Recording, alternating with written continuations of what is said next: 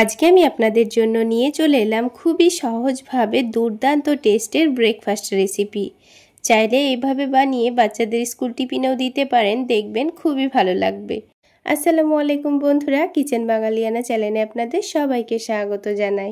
ঘরে শুধুমাত্র ডিম, ময়দা, অল্প কিছু সবজি থাকলেই তৈরি করে নিতে পারবেন এই দুর্দান্ত টেস্টের পরোটাগুলো। চাইলে একবার হলো বাড়িতে বানাতে পারেন, দেখবেন খুবই ভালো লাগবে। পরোটাগুলো তৈরি করে নেওয়ার জন্য সবার প্রথমে একটা মিক্সিং বোলের মধ্যে 1 কাপ পরিমাণ ময়দা নিয়ে নিচ্ছি। আপনারা চাইলে ময়দার পরিবর্তে আটা দিয়েও পরোটাগুলো বানিয়ে নিতে পারেন। এবার ময়দার মধ্যে সামান্য পরিমাণ লবণ আর চিনি দিয়ে দিয়েছি, আর তার সাথেই 1 টেবিল চামচ পরিমাণ ঘিও দিয়ে দিচ্ছি। তাহলে এর মধ্যে খুব সুন্দর একটা ফ্লেভার আসবে, পরোটাগুলো খেতেও খুবই ভালো লাগবে। সব কিছু একসঙ্গে ভালোভাবে মিশিয়ে নেব। তো দেখুন খুব ভালোভাবে মিশিয়ে নিয়েছি। এবার এখানে অল্প অল্প করে পানি দিয়ে ময়দাটা মেখে নেব। তো ঠিক যেভাবে আমরা রুটি করার জন্য আটা মেখে থাকি সেইভাবেই ময়দাটা মেখে নেব, খুব বেশি নরম করে মাখতে হবে না। তো বারে বারে অল্প অল্প করে পানি দিয়ে আমি ডোটা খুব সুন্দর করে মেখে নিয়েছি। এবারে এই ডোটাকে ঢাকনা দিয়ে ঢেকে 10 মিনিট মতো রেস্টে রেখে দেব। ততক্ষণে পরোটাগুলোর মধ্যে ডিম আর সবজি দিয়ে একটা পুর তৈরি করে নেব। তো সেই জন্য প্যানের মধ্যে সামান্য পরিমাণ সাদা তেল দিয়েছি। তেলটা হালকা গরম হয়ে গেলে অল্প একটু পেঁয়াজ কুচি দিয়ে দিয়েছি, আর ক্যাপসিকাম কুচি দিয়েছি, আর অল্প একটু গাজর কুচি দিয়ে দিচ্ছি। তার সাথেই টমেটো কুচি দিয়ে দিচ্ছি। হাতের কাছে যে কোনো সবজি থাকলে আপনারা দিতে পারেন। ঝালের জন্য অল্প একটু কাঁচামরিচ কুচি দিয়ে দিয়েছি। এবার স্বাদ মতো লবণ দিয়ে দেব। হালকা একটু কালারের জন্য হলুদের গুঁড়ো দিয়েছি, সামান্য পরিমাণ ভাজা জিরা গুঁড়ো দিয়েছি, সামান্য পরিমাণ ধনে গুঁড়ো দিয়েছি, অল্প করে একটু চাট মশলা দিয়ে দিয়েছি, তার সাথে সামান্য পরিমাণ চিনি দিয়ে দিয়েছি। সব কিছু একসঙ্গে দেওয়ার পর এবার ভালোভাবে নাড়াচাড়া করে ভেজে নেব। 4 থেকে 5 মিনিট সময় নিয়ে গ্যাসের ফ্লেমটা মিডিয়াম টু লোতে রেখে সবজিটাকে নাড়াচাড়া করে ভেজে নিতে হবে। তাহলে সব সবজি দেখবেন খুব সুন্দর সেদ্ধ হয়ে যাবে। তো সবজিগুলো সেদ্ধ হয়ে যাওয়ার পর এবার এখানে 2টো ডিম দিয়ে দিচ্ছি। আর ডিমটাকে ডাইরেক্ট সবজির মধ্যে ভেঙে না দিয়ে এইভাবে বাটিতে করে ভেঙে দেওয়াই ভালো, তাহলে সবজির পুরটা নষ্ট হবে না।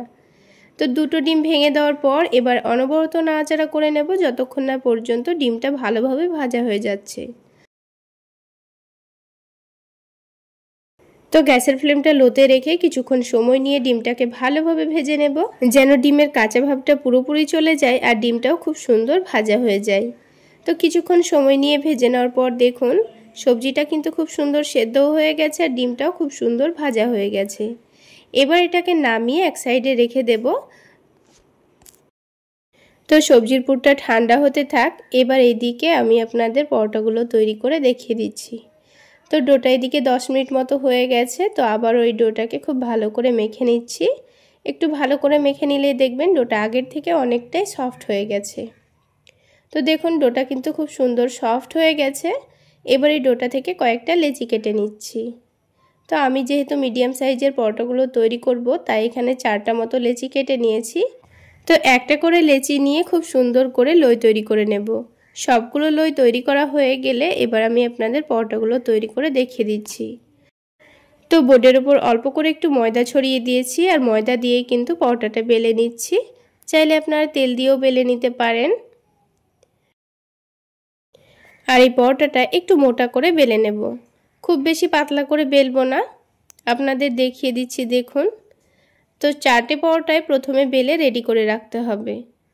তো দেখুন আমি 4টা পরোটাই কিন্তু বেলে নিয়েছি। এবার এই পরোটাগুলোকে প্রথমে সেকে সেকে তুলে রাখবো। কোনো রকম তেল ছাড়াই পরোটাটাকে উল্টে পাল্টে সেকে নিয়েছি। হালকা করে সেকে তুলে রাখতে হবে যেন আবার রুটিটা না ফুলে যায়। তো দেখুন বন্ধুরা 4টা পরোটাই কিন্তু আমি সেকে তুলে নিয়েছি। তো এইভাবে প্রথমে রুটিগুলোকে সেকে তুলে রাখতে হবে।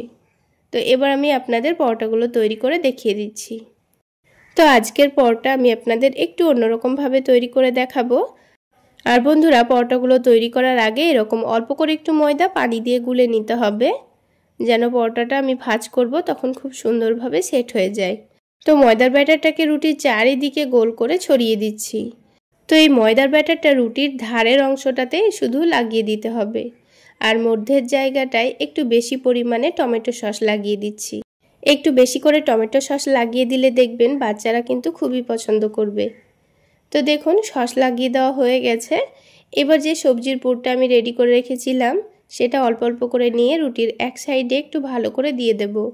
একটু বেশি পরিমাণে দিয়ে দিচ্ছি। এবার ওপর থেকে অল্প করে একটু শসা দিয়ে দিচ্ছি। শসা কুচি দেওয়ার পর অল্প করে একটু পেঁয়াজ কুচিও দিয়ে দিচ্ছি। এইভাবে শসা পেঁয়াজ দেওয়াটা সম্পূর্ণ অপশনাল, চাইলে আপনারা না দিতেও পারেন। এবার ওপর থেকে অল্প করে একটু চিজ গ্রেট করে দিচ্ছি। অল্প একটু চিজ গ্রেট করে দিলে দেখবেন বাচ্চারা খুবই মজা করে খাবে। আর এইভাবে চাইলে বাচ্চাদের স্কুল টিফিনও বানিয়ে দিতে পারেন, দেখবেন বাচ্চারা টিফিন বক্স খালি করে চলে আসবে। তো বন্ধুরা সব কিছু দেওয়ার পর রুটিটাকে ভাঁজ করে নিয়ে সাইডটা চেপে দিচ্ছি যেন এটা না খুলে যায়। ভালোভাবে চেপে দিতে হবে, তা না হলে ভাজার সময় কিন্তু রুটির সাইডগুলো খুলে যেতে পারে। তো এইভাবে করে 4টা পরোটাই কিন্তু আমি রেডি করে নিয়েছি। প্রথমে পরোটাগুলো রেডি করে নিতে হবে, তারপর এগুলোকে ভেজে নিতে হবে। তো ভেজে নেওয়ার জন্য দেখুন প্যানের মধ্যে অল্প করে তেল দিয়ে দিয়েছি।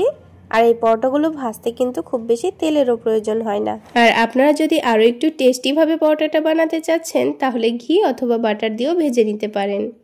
তো দেখুন পরোটাটাকে একটু চেপে চেপে ভেজে নিচ্ছি।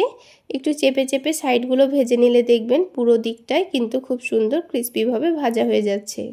আর যে নিচের দিকটা আছে সেটা দেখুন আমি এইভাবে করে ভেজে নিচ্ছি, তাহলে সব দিকটাই খুব সুন্দর ক্রিস্পি হয়ে ভাজা হচ্ছে।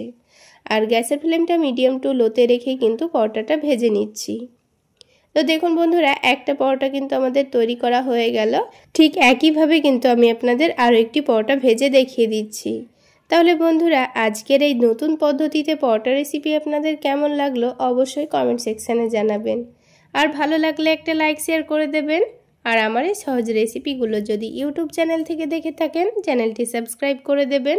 আর ফেসবুক পেজ থেকে দেখে থাকলে পেজটি ফলো করে দেবেন।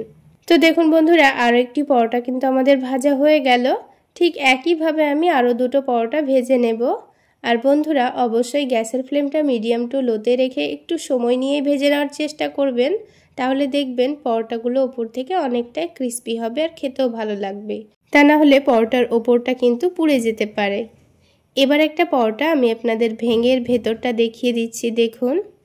তাহলে বন্ধুরা ব্রেকফাস্টে অথবা ডিনারে আপনারা চাইলে কোনো রকম সবজি করার ঝামেলা ছাড়াই পরোটাগুলো বানিয়ে ঝটপট খেয়ে নিতে পারবেন।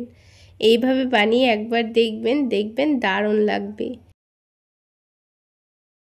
তাহলে বন্ধুরা আজকে এই পর্যন্ত। সকলে অনেক বেশি ভালো থাকবেন, সুস্থ থাকবেন। দেখা হচ্ছে আরও একটি নতুন রেসিপি নিয়ে নেক্সট এপিসোডে।